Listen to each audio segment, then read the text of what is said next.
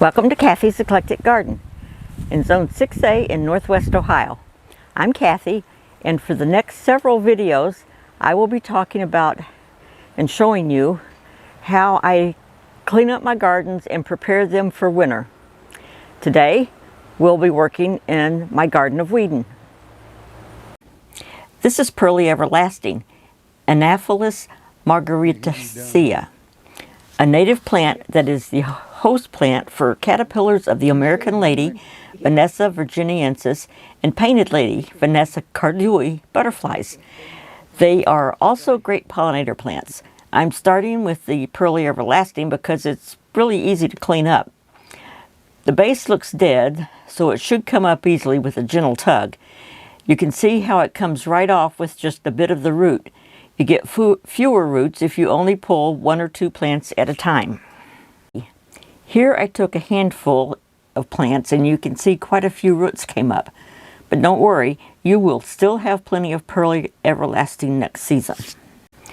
My purple hyacinth bean vine, Lab purpureus, got a late start this year and the pods are not ready yet. So I'm leaving this plant a while longer since I want to save the seeds for next year. These are seed heads from the purple coneflower, Echinacea purpurea. A native plant I often leave standing as a winter food source for the birds. Goldfinches especially enjoy picking the seeds.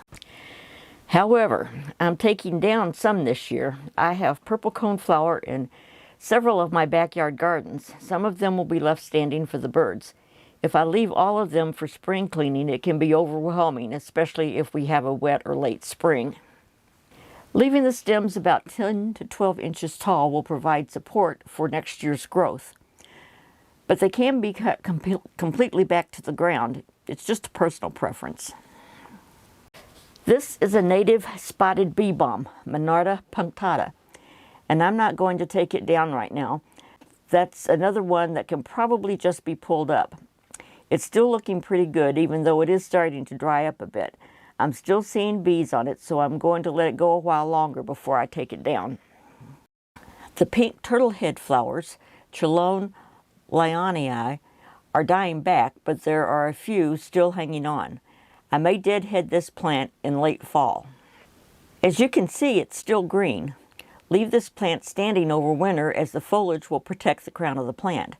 Pinch it back in spring to promote airflow, or cut back by half if grown in the shade to prevent legginess. And here we are in late October and the calendula is still blooming. So I will cut this back a while later and just snip off some of the seed heads right now so I'll have seeds to plant next spring. This is a native cardinal flower, Lobelia cardinalis, and as you can see, this plant has gone to seed and most of the seeds have fallen to the ground. Hopefully there will be more cardinal flowers here next year. I'm going to make the first cut a little high, about 18 inches from the ground, because many times plants with large stems like this one will be hollow. And yes, this one is hollow. So I will trim some of this foliage off, then I'll trim the rest of these at about the same height, clean them up, and leave a home for the bees. This is a sterile butterfly bush. It will not spread. And this is near the end of October and it still has flowers. Not a lot of flowers, but it has flowers. And besides that, it's got new growth coming on. I've never had that happen before. Usually, the butterfly bushes are done way before the end of October. So I'm happy. I have several sterile butterfly bushes in my gardens. None of them will be cut back until late winter, probably around the end of March. They will be cut back to about 18 inches from the ground. New growth will sprout from the base of the plant. In my Zone 6A garden, that is usually mid-late to late spring, so be patient. Let me know how you clean up your garden for the winter. Thanks for watching. Goodbye.